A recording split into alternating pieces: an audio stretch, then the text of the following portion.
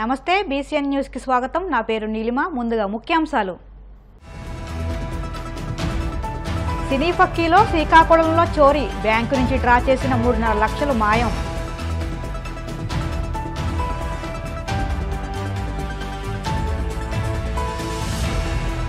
శ్రీ కాళహస్తీశ్వర దేవస్థానంలో గురు దక్షిణామూర్తికి ప్రత్యేక అభిషేకాలు, స్వామిని దర్శించుకుని తరించిపోయిన భక్తజనం।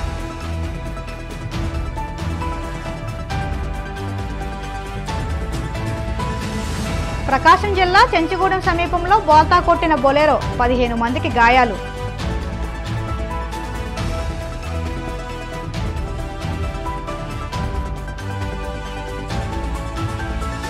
తిరుపతి జిల్లా అలిపిరి వద్ద ఓ కారులో చెలరేగిన మంటలు, సురక్షితంగా బయటపడ్డ ప్రయాణికులు। శ్రీకాకుళం పట్టణంలోని దాసన్నపేట వద్ద సినీ ఫక్కీలో చోరీ జరిగింది। స్కూటీ డిక్కీలోని 3.5 లక్షలు గుర్తు తెలియని వ్యక్తి అపహరించాడు। దాసన్నపేటలో నివాసం ఉంటున్న సింగంశెట్టి శ్రీను బియ్యం వ్యాపారం చేస్తున్నాడు। ఇంటి పక్కనే ఉన్న యూనియన్ బ్యాంక్ ఆఫ్ ఇండియా బ్యాంకుకు వెళ్లాడు। బ్యాంకులో 3.5 లక్షల నగదును విత్డ్రా చేసి తన స్కూటీ డిక్కీలో పెట్టి తాళం వేశాడు। తన షాపునకు వెళ్లి అక్కడ స్కూటీని పార్క్ చేశాడు। షాపులో బ్యాగులు తీసుకుని 10 నిమిషాల తర్వాత స్కూటీ వద్దకు వచ్చేసరికి డిక్కీ తెరిచి ఉంది। అందులో పెట్టిన నగదు లేకపోవడంతో లబోదిబమంటూ కేకలు వేశాడు। అయితే బైక్పై ఒక బాలుడు వచ్చి స్కూటీ డిక్కీని ఓపెన్ చేసి నగదును అపహరించినట్టు రికార్డ్ అయ్యింది। ఆ నగదుతో బాలుడు ఒడిశా వైపు వెళ్లినట్లు స్థానికులు చెబుతున్నారు। పట్నా ఎస్ఐ సత్యనారాయణ కేసు నమోదు చేసి దర్యాప్తు చేపట్టారు। శ్రీ కాళహస్తీశ్వర దేవస్థాన ఆలయంలో గురు దక్షిణామూర్తికి ప్రత్యేక అభిషేకాలు నిర్వహించారు। అభిషేకాల అనంతరం స్వామిని చక్కగా ముడి శనగలతో సుందరంగా అలంకరించి దీప ధూప నైవేద్యం, అఖండ దీపారాధన నిర్వహించారు। స్వామికి హారతులు సమర్పించగా భక్తులు విశేషంగా పాల్గొని స్వామి ఆశీస్సులు అందుకున్నారు।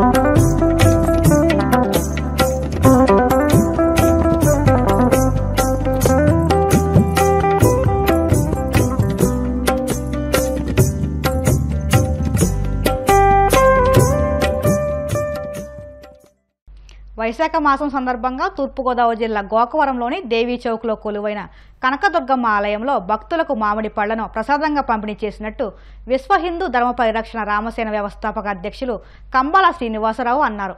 ఈ సందర్భంగా ఆయన మాట్లాడుతూ గత కొంతకాలంగా ప్రతి శుక్రవారం గోకవరం దేవీ చౌక్లో కొలువైన కనకదుర్గమ్మ ఆలయంలో 1016 మామిడి పళ్లను ప్రసాదంగా భక్తులకు అందజేసినట్టు తెలిపారు। అంతేకాకుండా శ్రీ కనకదుర్గమ్మకు కిరీటం నిమిత్తం 11 లక్షల రూపాయలను విరాళం అందజేసినట్టు తెలిపారు। ఈ కార్యక్రమంలో విశ్వ హిందూ ధర్మ పరిరక్షణ రామసేన సభ్యులు మామిడి అయ్యప్ప, తామల రాంబాబు, ఇనకోటి బాపన దొర, వరసాల ప్రసాద్, వల్లూరి జగన్నాథరావు శర్మ, దేవీ చౌక్ సేవకులు, భక్తులు తదితరులు పాల్గొన్నారు। ప్రకాశం జిల్లా దొర్నాల మండలం చిన్నారుట్ల చెంచుగూడెం సమీపంలో బొలెరో వాహనం అదుపుతప్పి బోల్తా పడింది। ఈ ఘటనలో 15 మందికి గాయాలయ్యాయి। క్షతగాత్రులను కర్నూలు జిల్లా కోడుమూరు మండలం పేలకుత్తి గ్రామానికి చెందిన వారిగా గుర్తించారు। సమాచారం అందుకున్న 108 సిబ్బంది క్షతగాత్రులను సున్నిపెంట ప్రభుత్వ వైద్యశాలకు తరలించారు। పశ్చిమ గోదావరి జిల్లా తాడేపల్లిగూడెం పట్టణ ప్రజలకు నీటి ఎద్దడి సమస్య తలెత్తకుండా తగిన జాగ్రత్తలు తీసుకున్నట్టు మున్సిపల్ కమిషనర్ మురళీకృష్ణ తెలిపారు।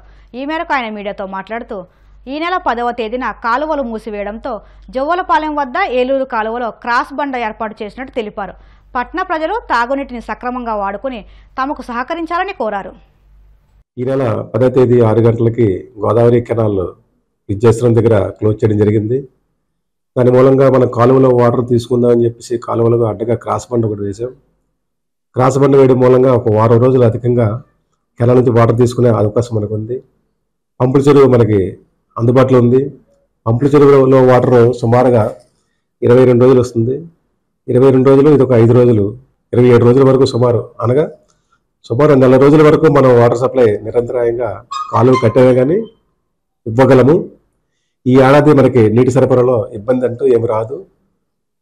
నార్మల్ సీజన్లో ఎలాగుంది కూడా ఈ సమ్మర్లో కూడా అలాగే ఉంటుంది. ప్రజలు ఎవరు ఇబ్బంది పడాల్సిన పని లేదు, భయపడాల్సిన పని లేదు.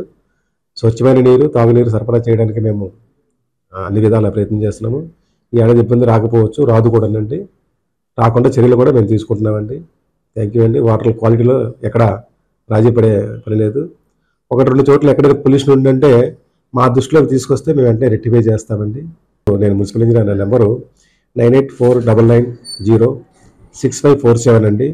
ఎక్కడ పొల్యూషన్ ఉన్నా కానీ లేదంటే పైప్ లైన్ పాడినా కానీ మాకు వెంటనే ఇంటిమేట్ చేస్తే మేము అవర్స్లో దాన్ని రెక్టిఫై చేస్తామండి. పట్టణ ప్రజలు కూడా నీటిని పొదుపుగా వాడండి. ఈ త్రాగునీరు చాలా ఇంపార్టెంట్ కాబట్టి ఈ సమ్మర్లో మనకి ఈ పంపుల చెరువు తప్పించి ఇంకో సోర్స్ లేదు కాబట్టి నీటిని పొదుపుగా వాడితే అందరికీ సరిపోతుందండి. మీ వాటర్ మీరు తగినంత తీసుకున్నాక ట్యాప్లు కట్టేస్తే మిగిలిన వరకు వస్తుందండి. వాటర్ని వృధా చేయకండి. మిగతా అవసరాలకి మీ బోర్ వాటర్ కానీ వెల్ వాటర్ కానీ వాడండి. ఓన్లీ డ్రింకింగ్ పర్పస్ కానీ వాడితే సరిపోతుంది, అందరికీ ఇబ్బంది రాదు. హైదరాబాద్లో కొండపోత వర్షం కురుస్తుంది. భారీ వర్షం కారణంగా జీహెచ్ఎంసీ అలర్ట్ అయింది. డీఆర్ఎఫ్ బలగాలు సిద్ధంగా ఉండాలని గురువారం మేయర్ విజయలక్ష్మి ఆదేశించారు. కాలువలు, మ్యాన్హోల్స్ పట్ల ప్రజలు అప్రమత్తంగా ఉండాలని కోరారు. లోతట్టు ప్రాంతాల్లో వర్షం నీరు నిలవకుండా అధికారులు చర్యలు చేపట్టాలని సూచించారు.